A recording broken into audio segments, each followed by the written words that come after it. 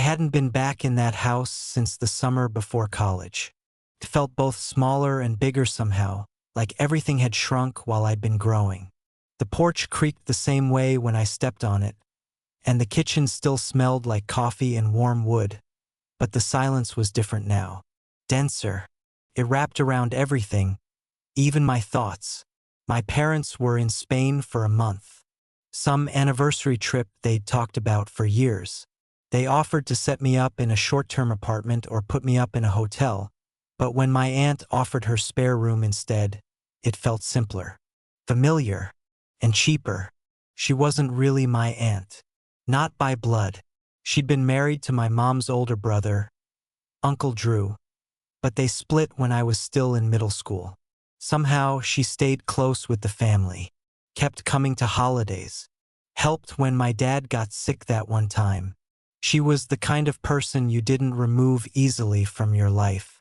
So here I was again, suitcase in hand, stepping into the same house where I used to sneak cookies and play video games in the basement. Only this time I was 23, and everything felt different. She met me at the door in leggings and a wide cotton tee, barefoot, with a loose braid falling over one shoulder. Her nails were painted dark red, almost black. She looked older than I remembered, but not in a bad way. More grounded, more finished. There was a kind of calm around her now, like she'd stopped rushing for anyone. "There he is," she said with a half smile, stepping aside to let me in. "Hey," I replied, trying to sound casual. But even my voice felt too deep for this house. "Thanks for letting me stay. Of course, the guest room's still yours." She paused, giving me a look. "Though you've outgrown that bed, I'm sure." I smiled. "We'll find out soon enough." Her laugh was soft and familiar. I followed her in, rolling my suitcase behind me as I glanced around. Everything looked similar, but not untouched. The living room had new curtains, a few unfamiliar books on the shelves, a bigger plant in the corner. "Take your time settling in," she said. "Dinner's in the oven. Nothing fancy, just real food." I dropped my bag in the guest room. Same layout, different bedding. There was a candle burning on the nightstand, lavender and something herbal. The scent felt personal, like I was walking into her space, not just a room. At dinner, we sat across from each other with glasses of cold white wine and pasta baked in a wide ceramic dish. She asked about school, about finals, about if I still played guitar. I did. She remembered. She told me about her work, freelance marketing stuff now, mostly from home. She was done with the long commutes, the boys' club meetings, as she called them. Said she liked quiet work, creative work, and afternoons without back-to-back Zoom calls. The conversation flowed easily, but there was something underneath it I couldn't name. Not awkwardness, just something unspoken. She noticed when I glanced at her ringless hand. She didn't mention it. Neither did I. Later that night, I found myself standing in the hallway, brushing my teeth in the guest bathroom, door open. She passed by behind me on her way to the laundry room, wearing a robe now, light gray, tied snug around her waist. I caught her reflection in the mirror for just a second. She didn't say anything, but I felt something shift. The next few days were smooth, comfortable. She made coffee in the mornings, played quiet music in the background, Fleetwood Mac, some Norah Jones, a little jazz piano. We moved around each other like we had years of practice, though it had only ever been a few holidays and weekend visits. She was warm but distant, present but never pushy. It wasn't until the third night that I started to notice the patterns. She never wore shoes in the house, only thick socks or barefoot.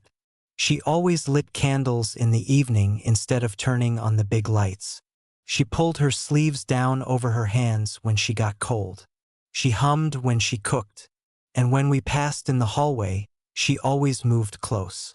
Close enough that I sometimes had to press back slightly against the wall to let her through. I told myself I was reading into it, that she was just being her usual self. But there was a moment, just a flicker, that stayed with me. We were both heading toward the kitchen from opposite ends of the hall. She wore a fitted black tank top and soft lounge pants, her hair tied up. I saw her coming and stepped to the side without thinking. As she passed, her hand brushed my shoulder lightly, barely a touch, maybe even accidental. But I turned. I looked, and she looked back. Just for a second. A beat too long. I looked away fast. Maybe not fast enough. I felt it in my chest. I didn't sleep much that night. Not because anything happened, but because nothing had, and I couldn't stop imagining what it would feel like if it did. The next morning was quiet. It always was in that house. She was already up when I came into the kitchen. Barefoot again, standing by the window with a mug of something dark in her hands. She wore a long cardigan over a simple tank top and shorts. Her hair was still damp, curling slightly at the ends. There was something about the way the sunlight filtered through the blinds, striping her figure in soft gold. I forced myself not to stare. "Coffee's fresh," she said without turning. "Thanks," I replied, moving to the counter. I poured myself a mug and sat across from her at the table. We made small talk, nothing out of the ordinary, but I felt her eyes on me more than once. Just quick glances, nothing direct, but enough to make my hands feel too big and my voice sound too low. After breakfast, I offered to help reorganize some of the garage. She took me up on it with a smirk. "You must be really bored," she said. "I just like being useful." She gave me a look, one eyebrow raised, but didn't say anything. The afternoon passed with dust, boxes, and laughter. It was easy to fall into a rhythm with her. We worked side by side, moving old containers, finding childhood relics, and occasionally bumping into each other in the narrow space. One time, she reached past me to grab a small plastic bin, and her arm grazed mine. She didn't move back right away, just stayed there a second longer than she needed to. That second felt like a full breath held underwater. Later that evening, after I'd showered and changed, I found her in the living room. The lights were dimmed, and she'd lit candles again. A slow jazz playlist played from her Bluetooth speaker.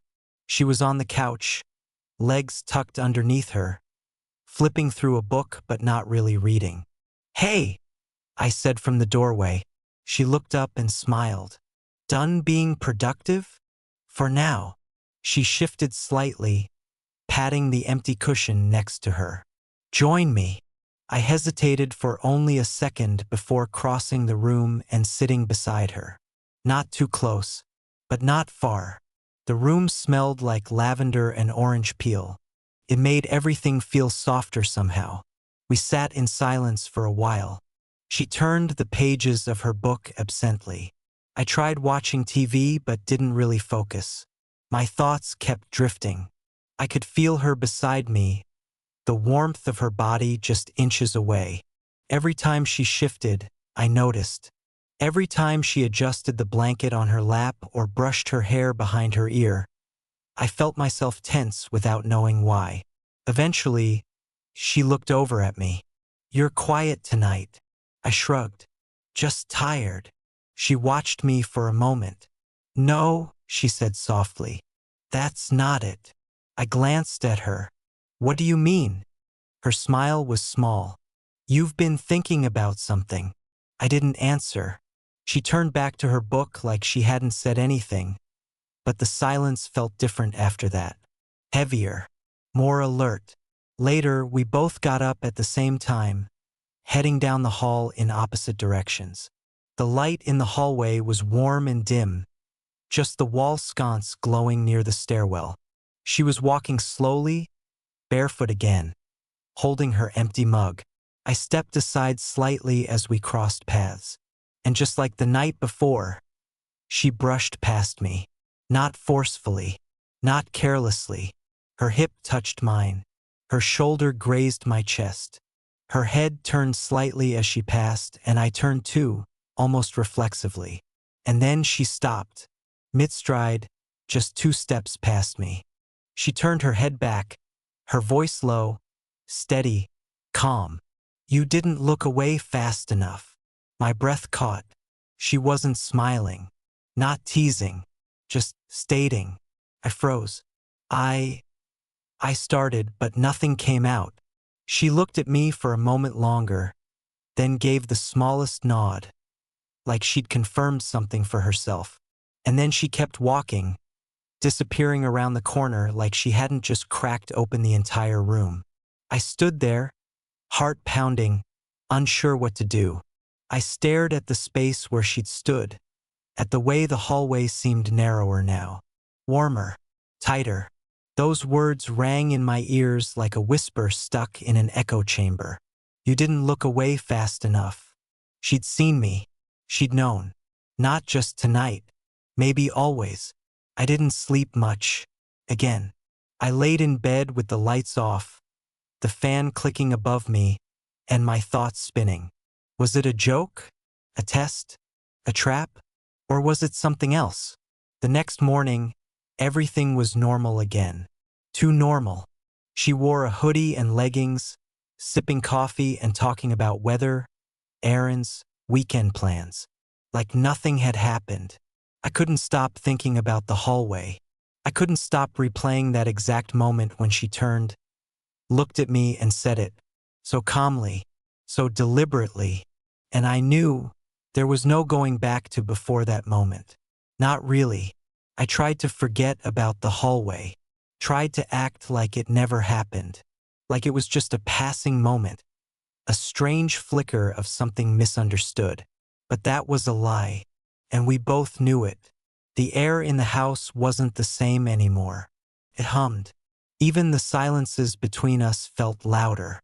I started noticing the way she lingered in doorways, the way her eyes held mine half a second longer when she asked if I wanted tea, the way she stood close when handing me something, as if the distance didn't matter anymore. It wasn't accidental. None of it was. That afternoon, I was in the kitchen, scrolling through my phone, trying to keep my thoughts somewhere else. Anywhere else. She walked in behind me, quietly like always, and opened the fridge standing just over my shoulder. She didn't say anything at first. Then, softly, "What are you thinking about?" I looked up from the screen. Her voice had that calm tone again, the one she used when she already knew the answer. "Nothing," I lied. She closed the fridge without grabbing anything. "You're not very good at that." "At what?" "Hiding," she said simply. I turned to face her fully. "What do you think I'm hiding?" She looked at me, unblinking. "You tell me." Something in my chest tightened. I wanted to laugh it off. I wanted to pretend I didn't feel the pull between us, that her words didn't rewind through my head on loop at night. But I couldn't. "I think you're messing with me," I said finally. "On purpose." She smiled faintly. "Am I?" "Aren't you?" She took a slow step closer. "Do you feel messed with?" I opened my mouth, then closed it. She watched me, not pushing, just waiting. And then she turned, walked out of the kitchen like the conversation hadn't just cracked something open inside of me. That night, I stayed in my room after dinner, door half shut, headphones on but no music playing. I was too aware of the sounds outside my door. The soft footsteps, the cabinet closing, the quiet stretch of a house slowly settling for the night. And then another sound, soft, slow. My door creaked. I looked up. She was standing in the doorway. Loose dark robe, hair down, no makeup, skin glowing faintly in the light spilling in from the hallway. Neither of us said anything at first. Then, "I was looking for my charger," she said, her voice calm but slightly lower than usual. "Thought I left it in here earlier." She didn't move. I swallowed. "You didn't." She glanced at the nightstand. "No, I guess I didn't." Still she stayed. I sat up on the edge of the bed. Was that all? Her eyes flicked to mine. No. She stepped inside and gently closed the door behind her. That soft click echoed louder than it should have. I want to talk, she said. I nodded slowly, heartbeat rising. Okay. She walked across the room, stopping just a few feet away. I didn't plan that hallway moment, she said. It just happened. I said nothing, but I saw the way you looked at me, and I realized it wasn't the first time. My mouth felt dry. You're not exactly easy to ignore. That made her laugh. Quiet, a little sad. She moved to the small chair in the corner of the room and sat down, folding her legs under her robe. I've been telling myself it's just proximity, she said. You're here, we're both adults now, we share space. It's natural. But, I asked. But, she repeated, looking at me now. You look at me like you're trying to figure something out, like you're seeing me for the first time. I leaned forward, elbows on knees. Maybe I am. She tilted her head. That's dangerous. Why? Because I see you too, she said. And I'm not supposed to. Silence stretched between us, thick and quiet. I never meant to stare, I said softly. But I did. And not just in the hallway. She nodded slowly. I know. I looked down, then back up. You didn't stop me. No, she said. I didn't. We sat there like that for a long time. No touching. No movement. Just words in the air between us that couldn't be taken back. Is this what you want? I asked finally. I don't know, she answered honestly. But I'm tired of pretending nothing's there. The fan above us spun lazily. The soft glow from the hallway painted her face in shadow and light. She looked softer now, exposed, not just physically but emotionally, like she'd let something out that had been locked up for too long. She stood slowly and walked to the door. Before she opened it, she turned and said, If I was wrong, tell me now. I didn't say anything. Her hand hovered over the doorknob. Still, I stayed silent. She watched me for a few heartbeats, then nodded once and walked back across the room. She sat beside me on the edge of the bed, not close enough to touch, but close enough to feel. This isn't a game, she whispered. I know, and it can't be one night and regret. It won't be, I said. Not for me. She closed her eyes for a second, then opened them, and didn't move. Neither did I. We just sat there, two people on the edge of something too big to define. We stayed like that for what felt like hours. No one spoke. The house around us settled into that deep night stillness. No cars outside, no distant ticking of a wall clock, just the slow hum of the ceiling fan and the occasional creak of old wood shifting under its own memory. She sat beside me, not looking at me but not avoiding it either. Her hands rested loosely on her knees, fingers interlaced, like she was anchoring herself. I didn't move. I didn't want to break the moment. Not out of fear, but out of respect for what it had become. I've spent the last few years trying to be careful, she said at last, her voice quiet, steady. Trying to be the version of myself people expect. I glanced at her, and I was good at it. Kept everything in its lane. Safe. Predictable. A pause. She breathed in, then out. But the second you looked at me like that, she turned slightly, her voice softer now. It was like something woke up. I didn't trust myself to speak yet, so I just listened. I wasn't expecting it, she continued. Didn't want it, honestly. At least not in the way I thought I was allowed to want anything. She finally turned to face me. Her eyes were calm, not heavy with guilt, not wide with fear, just open, present. But when you didn't look away, I saw something I hadn't seen in years. I swallowed hard. And what was that? She didn't hesitate. Someone who saw me, Not for what I used to be, not for what I should be, but for who I am now. And wasn't afraid to hold that gaze. I nodded slowly. I didn't know I was staring, I said. But I think I'd been doing it long before that hallway. Her lips curved just slightly. I think I knew that too. There was a pause. But this one didn't feel uncertain. Felt earned. She looked around the room like she was remembering it. Where the dresser used to be, how the carpet used to curl at the edges, what this place meant when it was just a guest room and not the center of some strange, electric gravity. I used to sit in this room when no one was here, she admitted. Sometimes with tea, sometimes just thinking. It always felt quiet in a good way. And now? I asked. She met my eyes.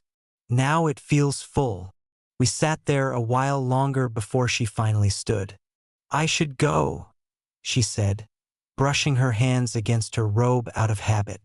It's late. I stood too, not out of reflex, but instinct. You don't have to. She looked at me, head tilted slightly. You sure? I'm sure, I said, meaning every word but knowing that nothing about this was simple. She didn't move for a long time.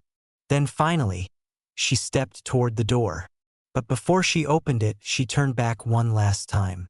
I don't regret anything that's been said, she whispered. But tomorrow will feel different. I know. She reached for the doorknob. Paused. I just need to know we're not pretending after this, she said. Not going back to some artificial distance like it didn't happen. We won't, I promised. She nodded once and slipped out, the door clicking shut behind her like punctuation.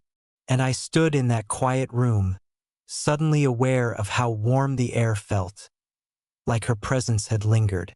Like something had shifted permanently and left its echo behind. I didn't sleep much that night, but not because I was anxious, because I was awake in a new reality. The next morning came soft and slow. Sunlight through half-closed blinds, the smell of coffee, the distant sound of water running.